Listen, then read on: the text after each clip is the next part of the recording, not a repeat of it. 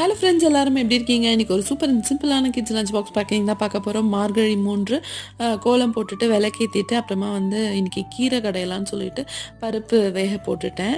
அதே போல் தோட்டத்துக்கு போயிட்டு கீரை பறிச்சிட்டு வரலான்னு போனப்போ கருணக்கிழங்கு இருந்தது. சரி, இதே சைட் டிஷ்ஷாக பண்ணிடலாம் அப்படின்னு சொல்லிட்டு பறிச்சிட்டு வந்தாச்சு.